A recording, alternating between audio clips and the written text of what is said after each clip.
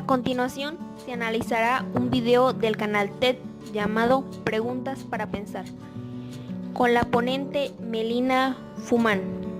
Se presentarán varios puntos sistemáticos de la exposición.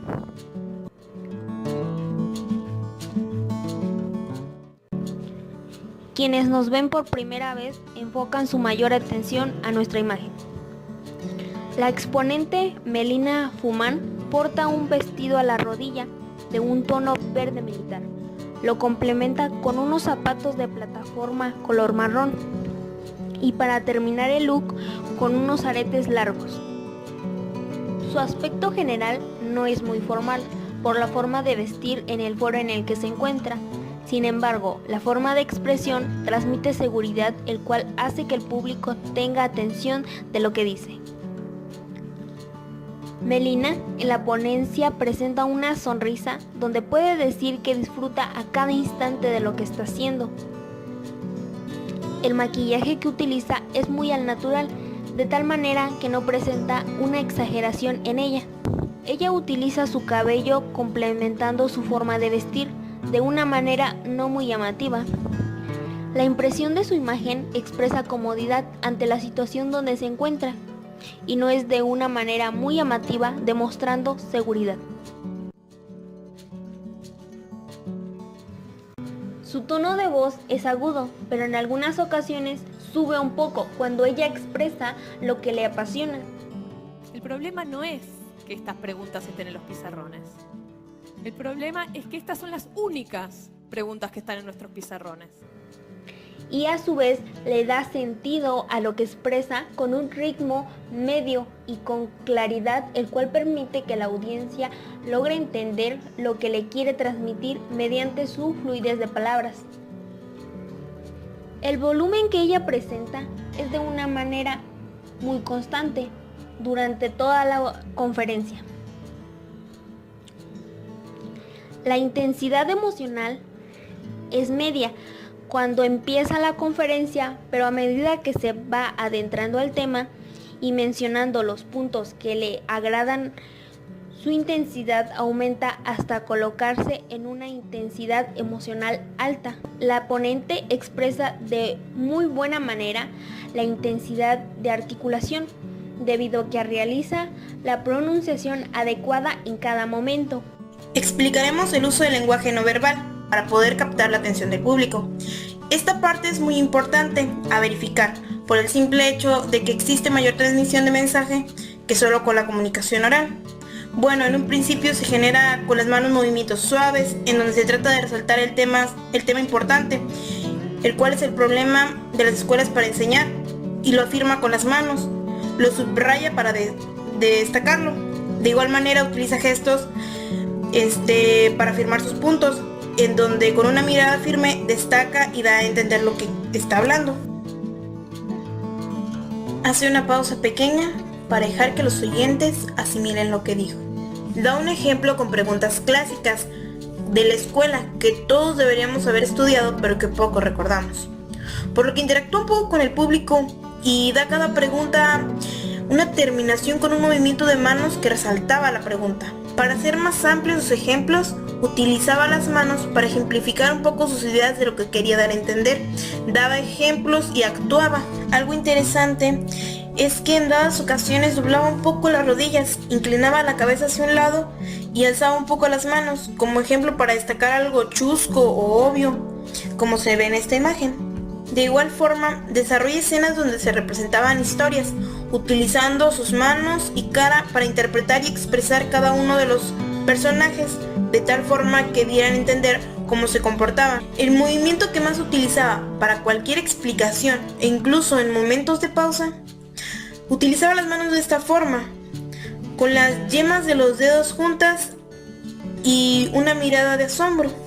Cuando quería decir algo alarmante o emocionante, generaba movimientos de manos muy rápidos y repetitivos para alabar lo que quería decir, para después concluir con una respuesta seria, así concluir con una opinión de lo positivo y lo negativo de lo que estaba pasando en la forma de educar y cómo podemos cambiarlo. Explicación de la congruencia o incongruencia de lo que dice el exponente. En esta conferencia, la conferencista Melinda Furman inicia con datos alarmantes y dice: en las escuelas no nos están enseñando a pensar. Para introducirse de lleno a su tema, lo dice con un tono serio, mas sin embargo su opinión es mucho más seria, pues ella dice: les estamos enseñando a no pensar. Esto es algo alarmante, serio y verdadero. Por lo tanto, ella expresa una seriedad, la cual es correcta en estos casos. Ya que dio su frase de introducción para atraer la atención del público, la utiliza para presentarse, hablar un poco de lo que se dedica y en qué está trabajando ahora. Para volverse al tema, platica un poco sobre cómo la experiencia que ha vivido durante su trabajo habla sobre cómo es que las preguntas tan clásicas, temas tan importantes y básicos, no son aprendidos por... Explica y especifica cuál es el problema real, es decir, qué es lo que hace que no podamos aprender a pensar, y nos da ejemplos. 1. Solo poner preguntas fácticas en el pizarrón, de no enseñarnos a cuestionar más allá de las preguntas, de solo darnos medios para buscar preguntas y no darnos la oportunidad de explayarnos por nosotros mismos. Para afirmar su punto, expone ejemplos de la vida real, en donde presenta una pizarra llena de preguntas fácticas, que solo se responden con sí, no y uno que otro concepto. Para finalizar, hace una representación de lo que ocurre en los salones de clases, en donde el profesor le pide al alumno que le conteste una pregunta, a lo cual el alumno le responde con algo similar a la respuesta.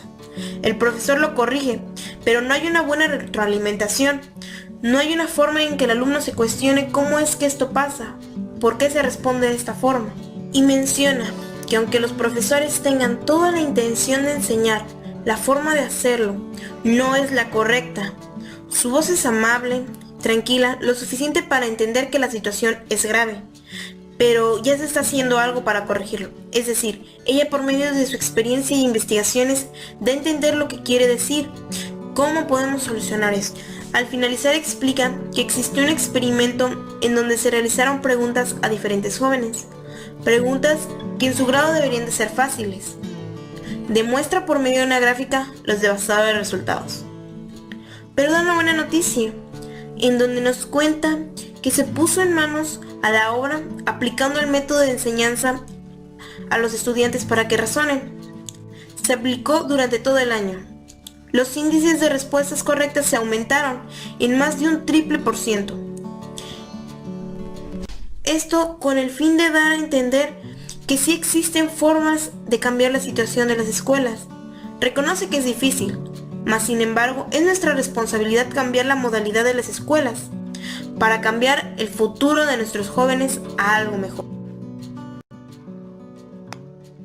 Al comienzo del video, el público responde a los estímulos que la presentadora intenta hacer con la intención de llamar su atención y adentrarlos al tema que está exponiendo, que aunque al principio muestran una respuesta muy poco expresiva, conforme transcurre la ponencia, esta aumenta por las preguntas que hace la presentadora para saber si comparten la misma experiencia con respecto a los temas relacionados con la educación recibida a lo largo de la vida estudiantil, y expone ejemplos por medio de una actuación con la intención de sacar risas a los espectadores, lo cual logra. Enseguida cuestiona si la forma de enseñar es la correcta, a lo que el público responde con una muestra de atención más evidente y directa, que se muestra por un silencio prolongado y con una focalización de miradas a la presentadora,